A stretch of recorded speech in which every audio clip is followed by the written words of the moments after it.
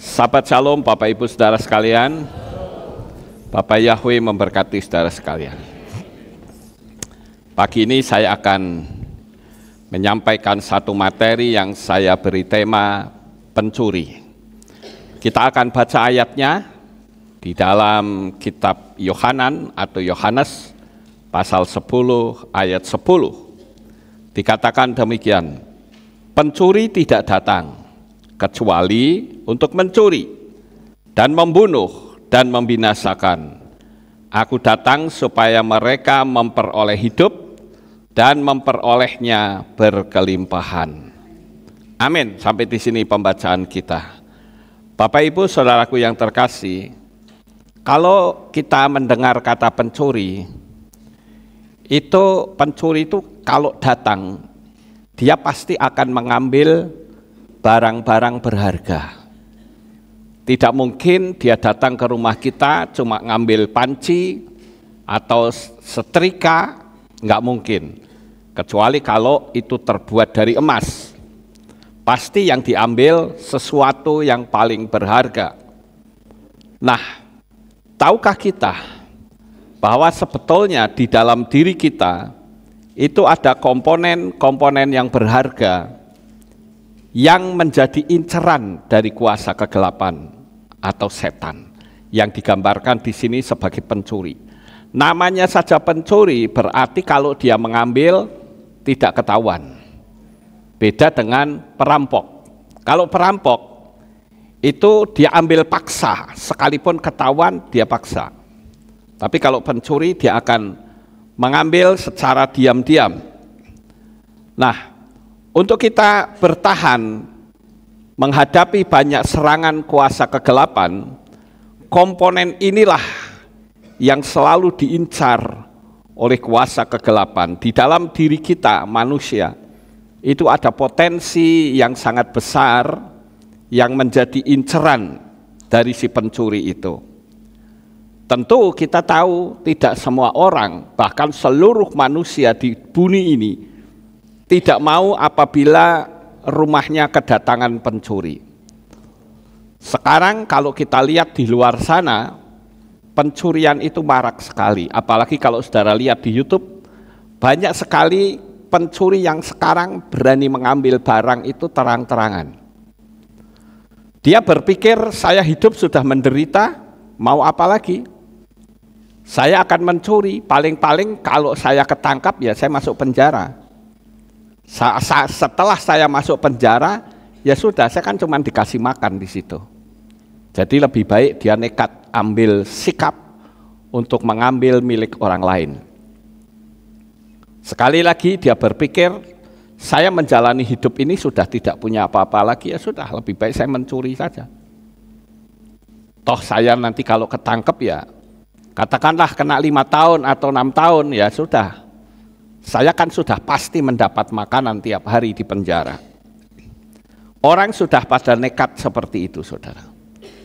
Itu sebabnya apakah itu mobil, motor, rumah diberi anti maling agar tidak diambil orang. Tetapi kalau kita perhatikan, misalnya rumah kecurian, mobil kecurian, motor kecurian, nggak masalah. Toh Tuhan izinkan lain waktu kita bisa diberkati lagi, kita punya uang, kita bisa beli lagi. Tetapi sekarang, bagaimana kalau yang tercuri itu adalah komponen yang ada dalam diri kita? Ini yang jauh lebih berbahaya dan mengerikan, karena setan itu punya tujuan yang sama sesuai dengan ayat tadi. Pencuri tidak datang kecuali untuk mencuri. Setelah mencuri apa? Membunuh dan membinasakan. Itu tujuan dari kuasa kegelapan. Nah, sekarang yang menjadi pertanyaan bagi kita, sebetulnya yang dicuri itu apa? Yang menurut Tuhan itu sangat berharga bagi kita semua. Saya menemukan ada beberapa hal yang sangat penting yang harus kita jaga agar kita tidak tercuri. Yang pertama adalah iman. Iman itu yang menurut saya komponen yang sangat berharga. Kalau kita perhatikan Abraham itu disebut sebagai bapa orang beriman. Tetapi tahukah saudara bahwa Abraham itu pernah menjadi orang yang tidak punya iman sama sekali? Karena imannya tercuri karena ada rasa takut. Kita perhatikan saudara, saat Abraham kehilangan iman, bahkan kehilangan visi dan impian, itu ketika terjadi kelaparan di tanah Negeb. Di sini kita melihat bahwa setan itu mempergunakan mediator situasi dan lingkungan yang tidak menguntungkan. Sehingga di situ Abraham kelihatan egoisnya dengan berkata bahwa Sarah itu adalah adiknya. Ini bukti bahwa orang yang punya predikat bapa segala orang beriman pernah tidak punya iman. Apalagi kalau sudah menyangkut masalah perut, menyangkut masalah kelaparan. Kadangkala orang jatuh di situ. Lalu dia mengambil sikap, apakah dia bunuh diri atau dia melakukan pencurian atau seperti yang Abraham alami. Saya akan bacakan bukti bahwa Abraham pernah tidak memiliki iman. Di dalam kitab Bereshit atau Kejadian pasal 12 ayat 11 sampai 13 dikatakan, dan ketika dia sudah dekat untuk masuk ke Mesir, ia berkata kepada Sarai istrinya, lihatlah sekarang, aku tahu bahwa engkau adalah seorang wanita yang cantik parasnya. Dan akan terjadi apabila orang-orang Mesir melihat engkau, maka mereka akan mengatakan ini adalah istrinya. Dan mereka akan membunuh aku. Perhatikan kata membunuh aku. Dan membiarkan engkau hidup. Tolong katakan bahwa engkau adalah adikku. Supaya karena engkau hal itu akan menjadi baik bagiku. Dan jiwaku akan hidup oleh sebab engkau.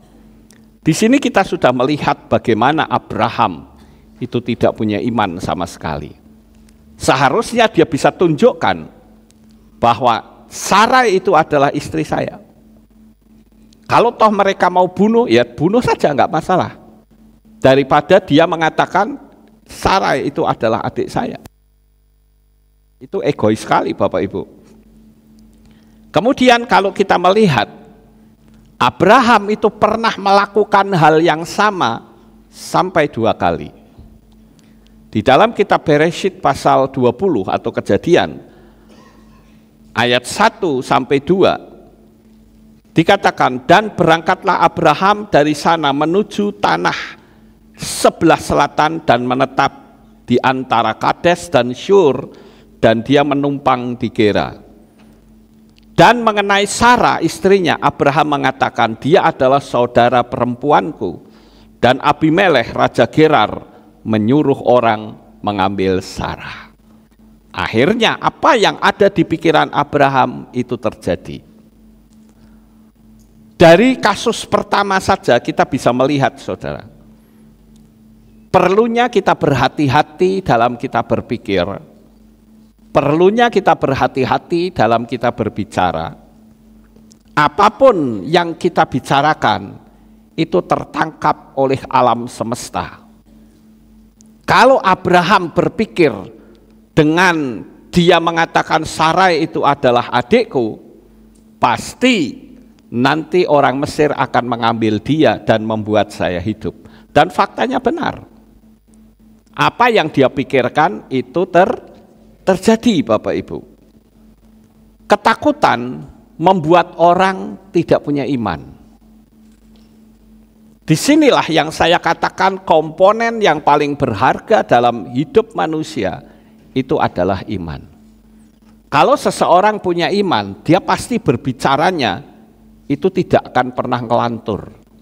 Tapi dia yakin dalam kondisi di bawah sekalipun, Bapak Yahweh sanggup mengangkat kita ada di atas. Itu yang terpenting Bapak Ibu. Tapi kalau kita tidak punya iman, Sekalipun kita di atas, dengan munculnya kekhawatiran, kita bisa ada di bawah. Di dalam kitab Matius pasal 10 ayat 28 sampai 33, di sana dikatakan, dan janganlah kamu takut terhadap mereka yang membunuh tubuh, tetapi tidak berkuasa untuk membunuh jiwa. Namun terlebih takutilah Dia yang berkuasa membinasakan baik jiwa maupun tubuh di dalam neraka. Bukankah burung pipit dijual 2 ekor seasarion, bahkan seekor pun dari mereka tidak akan jatuh ke tanah tanpa Bapamu. Dan bahkan rambut di kepalamu itu terhitung seluruhnya. Oleh karena itu janganlah kamu takut. Kamu lebih berharga daripada banyak burung pipit. Jadi semua orang yang mengakui aku di hadapan manusia, aku juga akan mengakui dia di hadapan Bapakku di Samaim. Dan siapa saja yang menyangkal aku di hadapan manusia, aku juga akan menyangkal dia di hadapan Bapakku di Samaim. Bapak Ibu Saudara, satu hal yang ditebarkan oleh kegelapan atau si setan, atau saya menyebut dengan 666, itu adalah menebarkan ketakutan. Bahkan para gembala yang seharusnya ngajari jemaat untuk punya nyali, punya keberanian pun, ternyata banyak pendeta yang tidak punya nyali.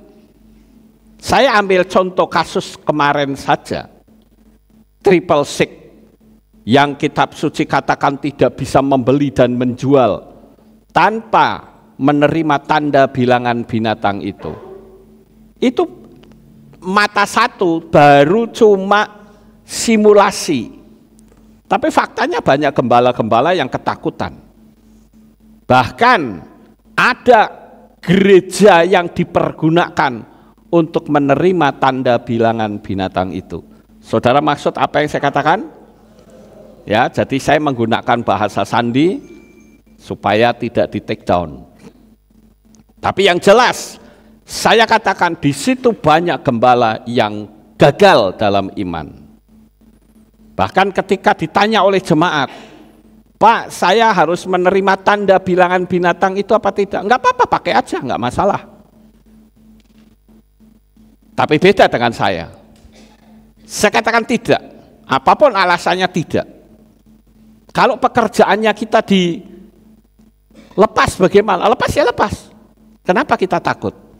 Kita percaya kok Bapak Yahweh melindungi, menjagai kita. Kenapa mesti takut?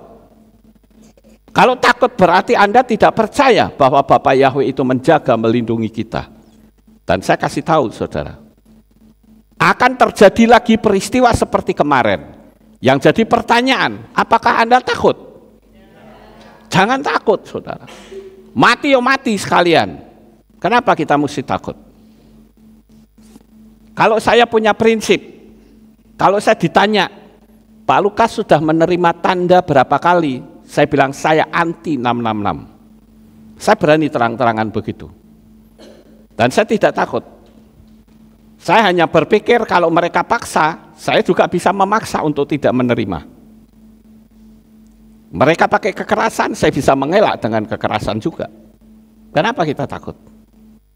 Mungkin ada di antara para gembala yang menyaksikan streaming ini sudah menerima tanda. Saya katakan bertobat Anda. Jangan membodohi jemaat dengan berkata tidak apa-apa, ini kan program. Programnya siapa?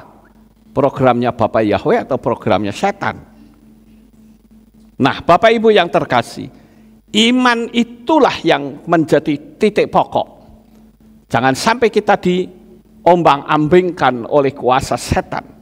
Karena setan sekali lagi dia akan ambil komponen yang paling berharga dalam diri kita, yaitu iman.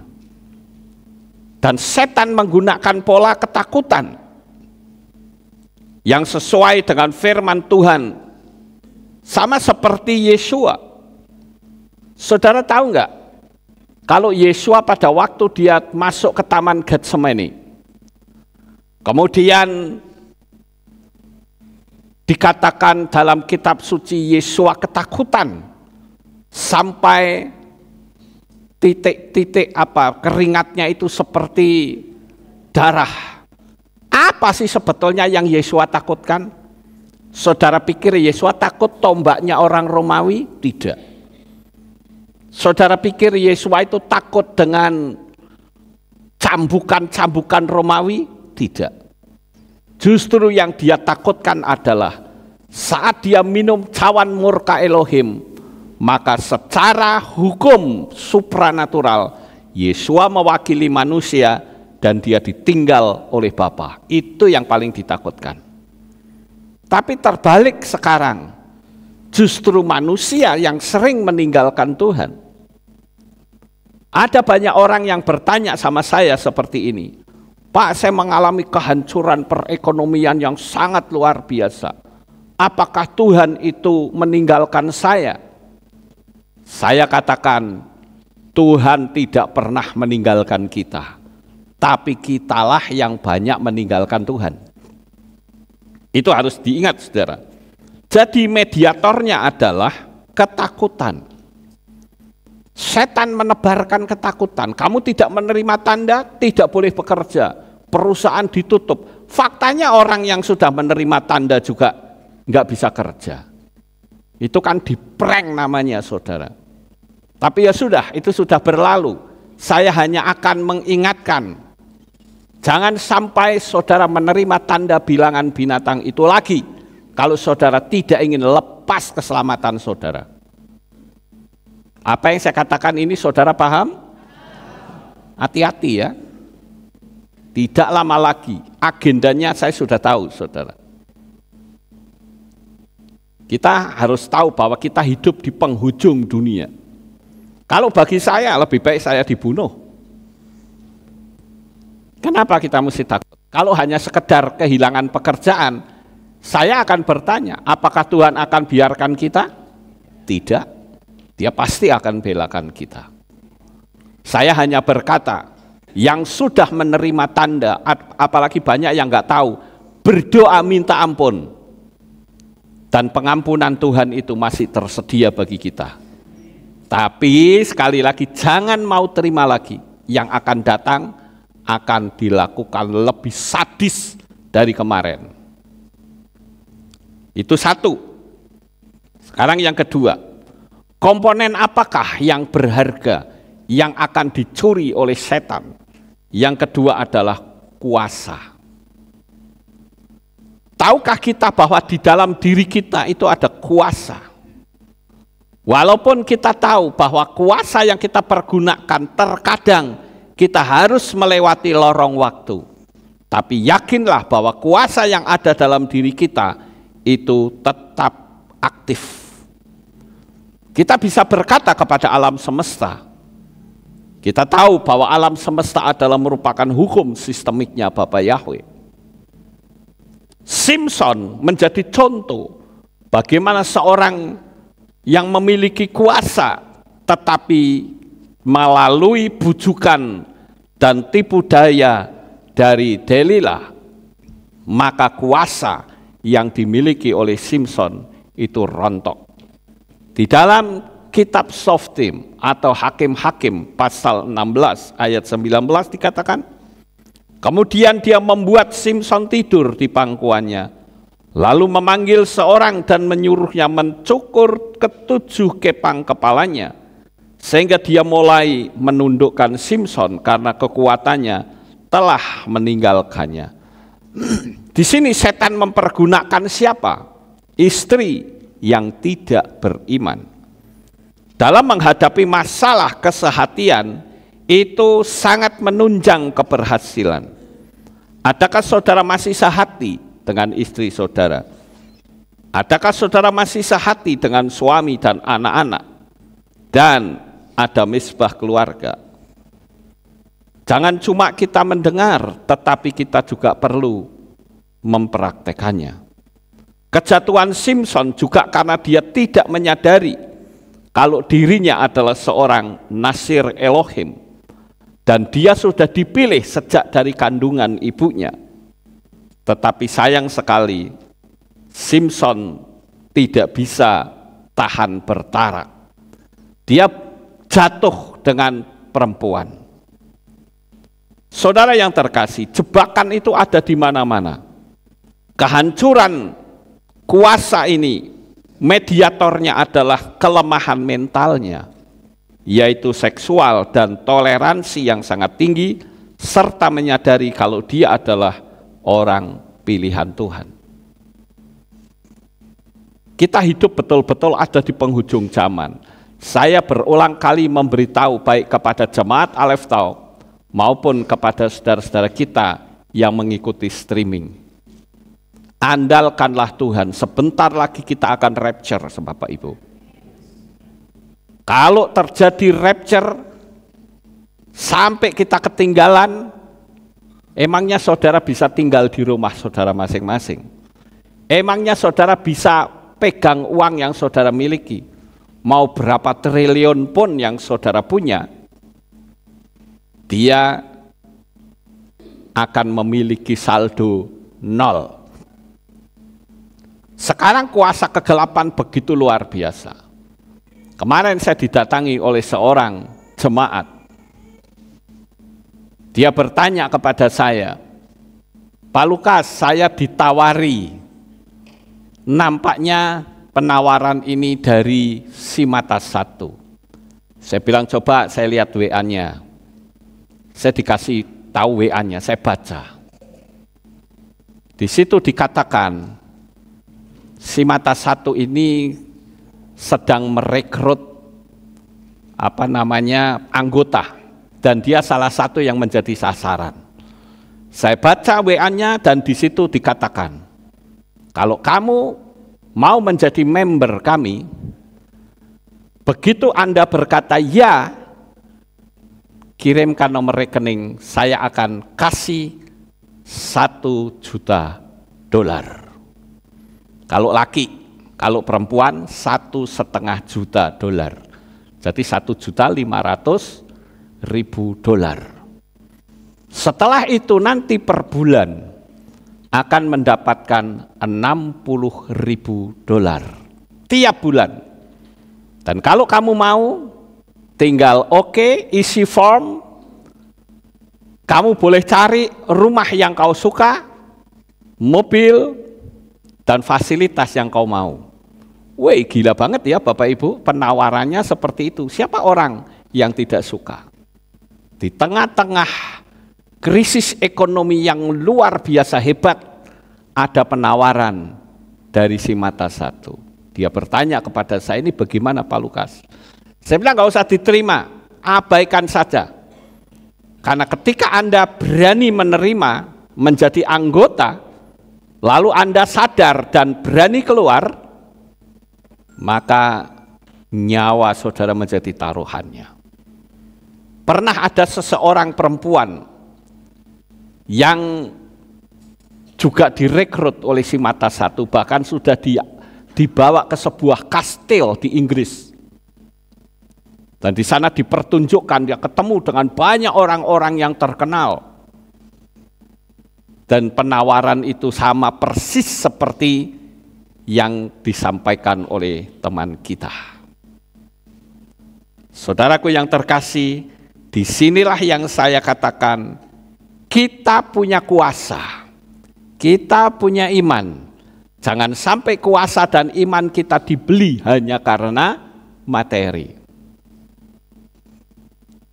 Hati-hati, itulah yang sedang dicari, diincar oleh Simata 1. Jadi saya ingatkan, kalau sekali waktu saudara mendapatkan WA, itu resmi loh saudara. Ada situsnya resmi, saya lihat ternyata betul itu dari 666. Teman kita juga salah satu pendeta di salah satu tempat juga ditawari persis sama. Tinggal ngisi form, silahkan cari tempat yang paling indah, silahkan beli mobil yang paling mewah, saya tinggal siap transfer. Bayangkan cuma jadi anggota saja, bukannya bayar malah dibayari. Siapa yang tidak suka $1 juta?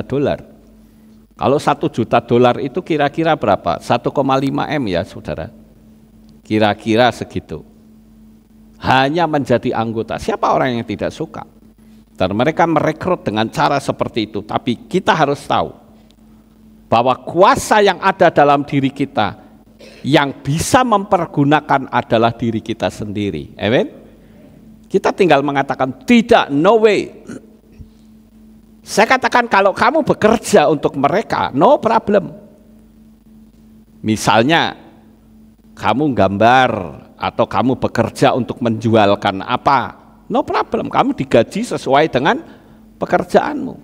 Tapi kalau hanya karena menjadi member kamu sudah dapat uang segitu banyaknya, emangnya mereka mau melepaskan kamu? Enak saja. Ya. Sekarang yang ketiga, saudara. Apakah yang paling berharga di dalam diri manusia yang menjadi inceran dari kuasa kegelapan? Yaitu kegirangan, kegembiraan, damai sejahtera. Itu berusaha setan untuk mengambilnya. Saya ambil contoh yaitu Daud. Daud kehilangan sukacita dan kegembiraan setelah dia melakukan perzinahan dengan Batsheba. Dia ungkapkan di dalam kitab Tehillim atau Mazmur pasal 51 ayat 11 sampai 12 dikatakan, sembunyikanlah wajahmu dari dosa-dosaku dan hapuskanlah semua kesalahanku. Ya Elohim, ciptakanlah bagiku hati yang bersih dan baharuilah dalam diriku roh yang diteguhkan. Di sini Satan mempergunakan mediator pandangan yang tidak kudus. Dosa yang satu akan mendatangkan dosa yang baru. Untuk menutupi dosa hanya ada satu cara, komitmen yang kuat dan pengakuan dosa di hadapan Tuhan.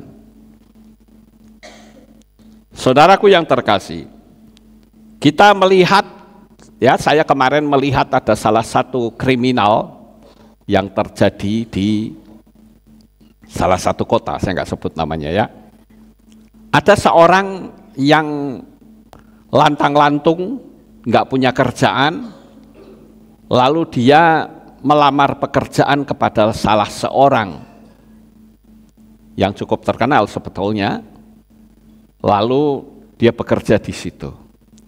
Tapi sayang sekali, karena dia tidak punya rumah, maka dia memohon kepada bosnya, boleh nggak kalau saya tidur di rumah ini? Bosnya bilang oke. Tapi setelah 3 bulan kerjanya itu nggak becus, saudara. Banyak WA-WA-an, nonton video. Kalau bekerja, kalau nggak disuruh ya nggak mau kerja. Jadi males-malesan, sehingga karena sering ditegur oleh bosnya, dia meninggalkan rumah. Dia pergi, 6 bulan kemudian dia datang lagi, minta maaf dan minta ampun, diterima lagi, dan kali ini sikap lamanya tidak hilang. Dia pergi keluar, sama seperti kasus yang lama, dia meninggalkan rumah, minggat. Tapi beberapa hari kemudian dia datang lagi. Kali ini bersama dengan temannya melakukan perampokan di rumah itu di malam hari. Dan apa yang terjadi Bapak Ibu? Karena dia masuk ke kamar bosnya yang adalah seorang perempuan. Waktu itu bosnya dibunuh dan mayatnya diperkosa. Bukan cuman seperti itu, tetapi dia foto kelamin perempuan itu sampai 3 kali. Akhirnya terkuaklah kasus ini karena pasti orang yang pernah melihat rumah ini. Karena di situ tidak ada benda-benda yang berantakan. Akhirnya dicari dan tertangkaplah dia. Di situ dia sempat membuat pengakuan, saya minta maaf, saya khilaf. Masa khilaf? Dan akhirnya dia mendapatkan hukuman 15 tahun penjara. Bapak Ibu saudaraku yang terkasih, di sini kita melihat bagaimana kehidupan anak-anak Bapa Yahweh. Setan berusaha untuk membuat kegirangan, sukacita kita hilang. Makanya saya perlu bertanya, apakah sampai hari ini sukacita yang ada dalam hatimu masih kau pertahankan? Atau saudara hanya berpikir tentang masalah yang membebani hidup saudara? Saya katakan, dalam perjalanan hidup manusia itu yang namanya beban masalah itu selalu ada. Tapi jangan kita berpikir terus ke situ, tapi berpikirlah hal-hal yang positif, sehingga kita tidak jatuh. Sekarang kita lihat yang keempat, saudara. Apakah yang menurut setan itu berharga? Yaitu materi, harta benda, kesehatan. Kesehatan itu berharga enggak menurut saudara? Sangat berharga.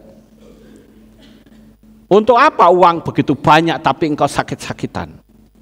Walaupun kita tentu punya keinginan uangnya banyak tapi sehat. Kan begitu Bapak Ibu. Tapi coba kita lihat contoh yang ada di kitab suci, yaitu Iyob. Iyob kehilangan harta benda karena berpikir negatif. Saya sudah sering mengatakan bahwa Iyob itu sebetulnya orang yang tinggal menikmati kenyamanan. Tetapi pikiran dia menjadi pemicu untuk hancurnya perekonomian dan kesehatannya dia. Di dalam kitab Iyob pasal 3 ayat 25-26 yang sering kali saya sampaikan, apa yang aku pikirkan itulah yang mendatangi aku. Apa yang aku takutkan itulah yang menimpa aku. Sekarang kita balik saja. Kalau apa yang kita pikirkan, yang kita khawatirkan, takutkan itu mendatangi, ya tentu kita rubah saja. Apa yang saya pikirkan tentang kebahagiaan, tentu kebahagiaan akan mendatangi kita. Kita balik saja saudara. Maka saya katakan kita sebagai anak-anak Bapa Yahweh harus berhati-hati di zaman akhir ini. Pikirkanlah hal-hal yang positif, karena alam semesta itu selalu mendahului dunia fisik. Kalau kita sering berpikir hal-hal yang negatif, itu sama saja kita menciptakan hal yang negatif itu masuk dalam kehidupan kita. Saya katakan betapa orang sehat adalah suatu anugerah, melebihi mendapatkan harta sebesar apapun. Sekarang kita lihat yang kelima, apa yang berharga yang berusaha untuk setan curi dari kehidupan kita, yaitu kesaksian hidup. Petrus adalah sebuah contoh memiliki kesaksian yang sangat tidak baik, karena dia pernah menjadi pengecut dan pernah menjadi pecundang di hadapan Yesua. Kalau saudara baca di dalam kitab Lukas 22 ayat 54-62, dikatakan, dan setelah menangkap dia, mereka menggiring dan membawanya ke rumah imam besar, dan Petrus mengikuti dari jauh. Mengikuti dari jauh. Ini memiliki arti rohani yang dalam, saudara. Ada begitu banyak orang yang datang beribadah, tapi sebetulnya hatinya jauh dari Tuhan. Fisiknya saja yang datang setia, tetapi barangkali iman rohnya itu juga sudah jauh dari Tuhan, sama seperti Petrus. Dia mengikuti Yesua tapi dari jauh. Dan sambil menyalakan api di tengah aula itu, juga seraya duduk bersama-sama, Petrus pun duduk di tengah-tengah mereka. Nah, di sini kita dikasih tahu tentang indikator iman seseorang itu sudah hancur atau tidak dengan kita melihat pergaulannya. Petrus sejak bersama dengan Yesua, dia tidak pernah kumpul dengan orang-orang luar yang tidak punya iman. Dia selalu memegang teguh dan berpegang pada iman kepada Yesua. Tapi ketika Yesua ditangkap, ketika Yesua disiksa, ternyata Petrus kumpul dengan orang-orang yang tidak beriman. Ayat 56, dan ada seorang hamba perempuan ketika melihatnya sedang duduk dekat api itu, dan setelah mengamatinya dia berkata, orang ini juga ada bersama dia. Namun dia menyangkalnya sambil berkata, hai wanita, aku tidak mengenal dia. Dan tidak lama sesudah ada orang lain yang melihatnya, dia berkata, engkau juga adalah seorang dari mereka. Namun Petrus berkata, saudara, aku bukanlah dia. Dan setelah berlalu kira-kira 1 jam, ada seorang lain lagi yang menuduh dengan berani seraya berkata, sesungguhnya lah orang ini juga bersama dia, sebab dia juga orang Galilea. Namun Petrus berkata, saudaraku, aku tidak tahu engkau mengatakan apa. Setelah itu juga ia masih berbicara. Dan yang lebih mengerikan, di salah satu Injil yang lain dikatakan, Petrus sampai sumpah bahwa aku tidak kenal dia. Ini jahat luar biasa Bapak Ibu. Lawang makan bersama, tidur ya bersama, pelayanan bersama, kok tega-teganya mengatakan aku bersumpah. Ini mengerikan sekali saudara. Jadi setan mempergunakan mediatornya, yaitu pola pengertiannya Petrus tentang Yesua hanya sebatas seorang sahabat saja. Kesaksian hidup atau track record dari Petrus mengalami kejatuhan di situ. Jadi kita harus paham akan apa sih sebetulnya cinta mula-mula kita. Kalau kita menyadari bahwa Tuhan yang kita sembah adalah Tuhan yang ajaib, Tuhan yang maha kuasa, kita harus berpegang teguh sekalipun kita ada di daerah yang tidak seharusnya kita berbicara tentang Tuhan. Tapi kita tetap memiliki iman yang teguh. Jadi jangan mudah kita melihat situasi dan lingkungan lalu ketakutan. Kita belajar dari cara Petrus, saudara. Petrus menjadi seorang pecundang. Sekarang yang keenam, apa yang paling berharga yang ada di hadapan Tuhan yang akan diambil oleh Satan, yaitu cinta mula-mula. Kalau kita bicara tentang cinta mula-mula, kita tentu diingatkan tentang jemaat di Efesus. Karena jemaat di Efesus itu kehilangan kasihnya yang mula-mula.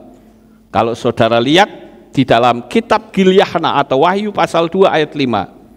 Sebab itu ingatlah dari mana engkau telah jatuh, bertobatlah dan lakukanlah perbuatan-perbuatan pertama. Dan jika tidak, aku datang kepadamu secepatnya dan akan memindahkan kaki pelitamu dari tempatnya jika engkau tidak bertobat. Kadangkala kita terjebak dalam rutinitas sehari-hari, sehingga alam fisik dan jiwa kita itu mengalami kelelahan, yang berakibat kita mulai kehilangan cinta mula-mula kita kepada Tuhan. Saya ambil contoh, yang namanya cinta mula-mula itu memiliki power yang sangat besar. Saya yakin saudara pernah sekali waktu mencintai seseorang yang baru pertama kali hatimu mencintai seseorang.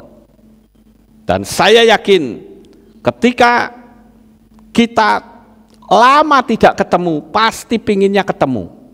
Betul nggak Bapak Ibu? Pasti pingin ketemu saudara. Mendengarkan suaranya saja itu sudah melegakan. Bahkan kalau zaman dulu ingin mendapat berita dari surat-suratan itu juga selalu dirindukan. Tahukah kita bahwa kitab suci kita itu adalah surat cinta dari Tuhan? Pertanyaannya, berapa lama dan apakah saudara masih punya keinginan cinta mula-mula untuk membaca surat cintanya Tuhan? Ini yang perlu kita lihat indikatornya. Masihkah kita punya keinginan untuk berdialog dengan Tuhan dalam doa kita? Walaupun yang namanya doa tidak harus duduk diam, mata merem. Tidak harus seperti itu. Tetapi kehidupan kita sehari-hari, kita punya komunikasi yang baik dengan Tuhan. Kalau kita mencintai seseorang, apalagi orangnya ada di tempat yang jauh, pasti kita ingin selalu berjumpa. Dan orang yang cinta mula-mula pasti ingin menyanjung orang yang dia cintai. Makanya ada sebuah pertanyaan, di dalam kehidupan iman kita, siapa yang kita sanjung? Kita bersyukur kita sudah memanggil dan mengenal nama Bapa Yahweh. Kemarin ada seseorang yang bertanya kepada saya, menurut Pak Lukas, mereka yang memanggil nama asing, apakah tidak selamat? Saya bilang menurut saya apa menurut kitab suci? Beda loh, kalau menurut saya bisa toleran. Saya bilang, oh enggak apa-apa, selamat. Tapi beda dengan kitab suci. Kitab suci hanya ada satu pilihan, nama Yahweh di dalam Adonai Yeshua HaMashiach atau tidak sama sekali. Itu prinsip dari kitab suci. Makanya kemarin saya tanya, pengennya pendapat saya atau pendapat kitab suci? Kitab suci, Pak. Kalau kitab suci nggak akan selamat. Karena keselamatan itu hanya ada di dalam Bapa Yahweh dan Adonai Yeshua HaMashiach. Di luar itu no way. Terserah Anda mau mengatakan saya ekstrem, memang harusnya begitu. Itu sebuah prinsip yang tidak bisa dirubah. Karena kitabnya berkata seperti itu. Sekarang yang ke-8, saudara. Apa yang paling penting dalam diri manusia sehingga setan berusaha untuk mencurinya, yaitu hikmat dan pengetahuan. Sekali lagi, kenapa banyak orang sampai tidak menyadari kalau 666 itu sebetulnya sudah dimulai? Walaupun ada orang yang berpikir bahwa rapture itu terjadi setelah penderitaan atau the Great Tribulation. Anda tidak tahu bahwa sekarang the Great Tribulation itu sedang bergerak, cuman dia belum berkuasa. Tapi setelah rapture, baru 666 itu berkuasa secara resmi di bumi ini. Dan bumi ini tidak ada Tuhan. Bumi ini hanya dihuni oleh setan yang bernama 666 itu. Semua sudah tertulis. Dan kalau dikatakan masa penderitaan, masa aniaya, ini sekarang sudah mulai. Cuman belum berkuasa. Paham Bapak Ibu?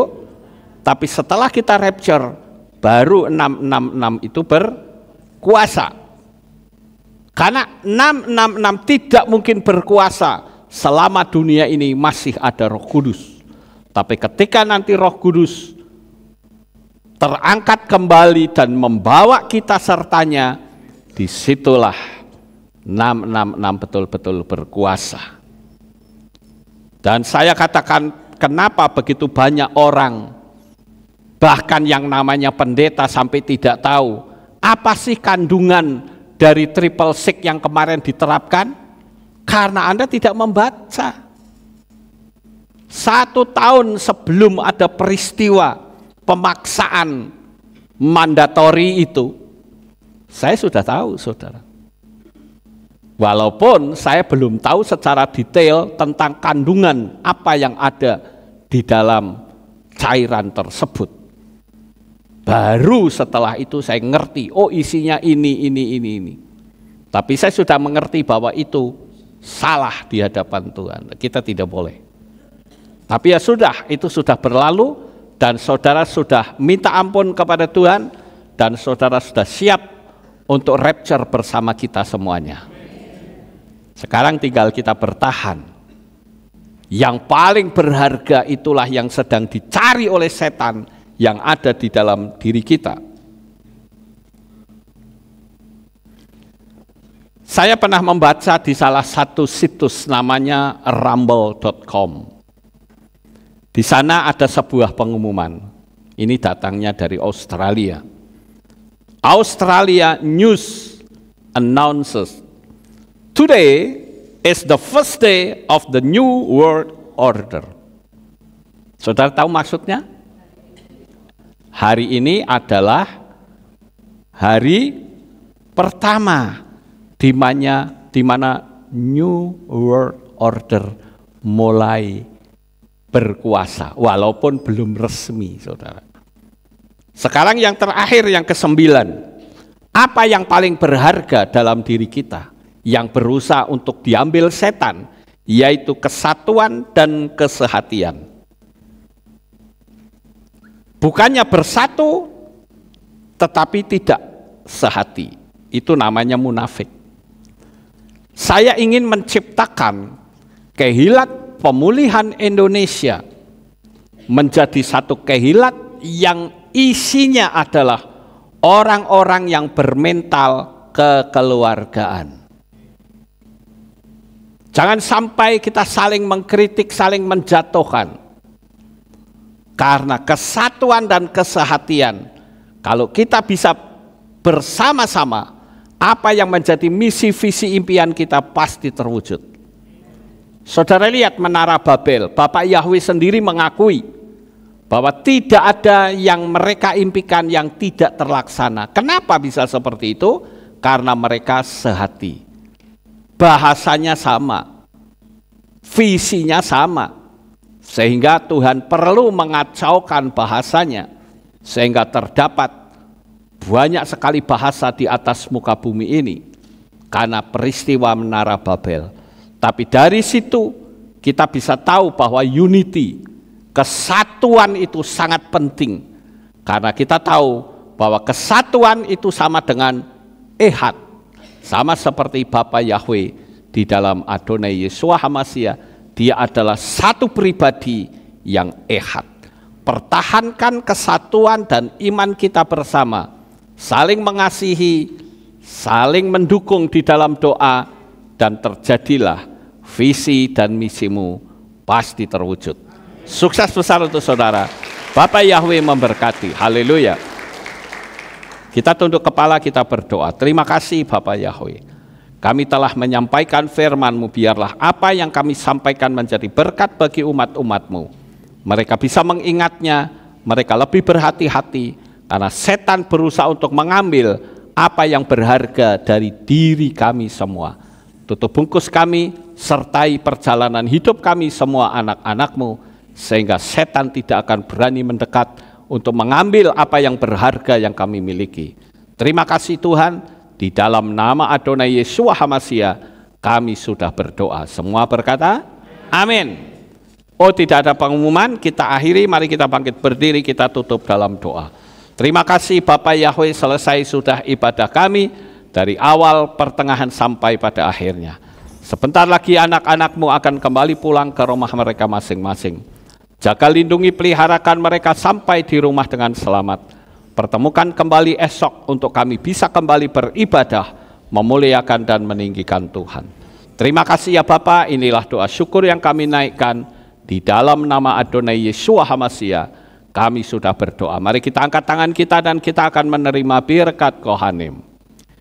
Yefareh keka Yahweh wa yishmereka.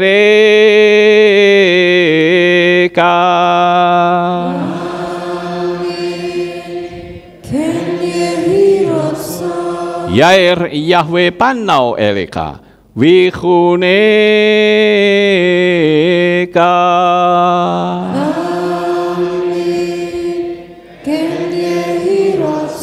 Yesa Yahweh panau eleka wayashem leka shalom.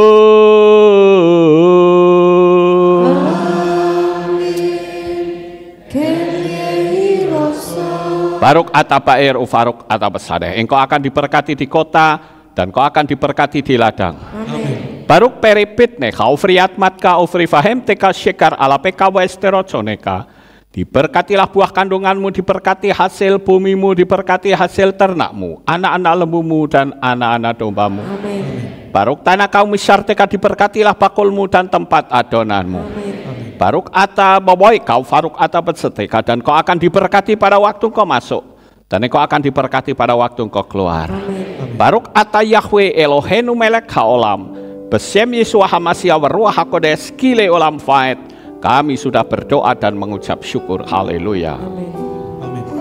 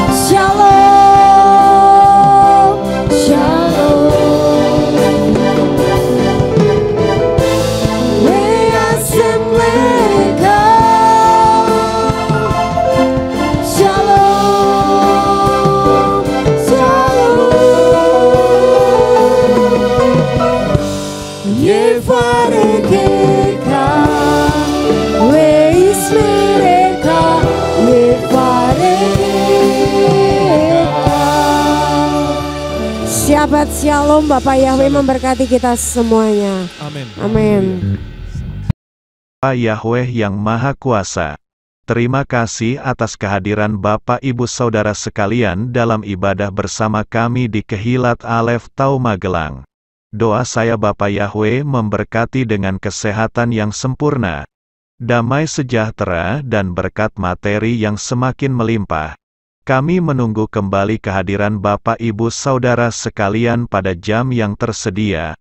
Hari Sabat jam 5 pagi, hari Minggu jam 6 pagi, hari Rabu jam 6 sore. Siap sedialah sebagai mempelai Hamasiah untuk menyambut kehadiran mempelai pria kita yaitu Adonai Yeshua Hamasiah di awan-awan yang permai. Amen lehitraot. Shalom, sampai jumpa kembali.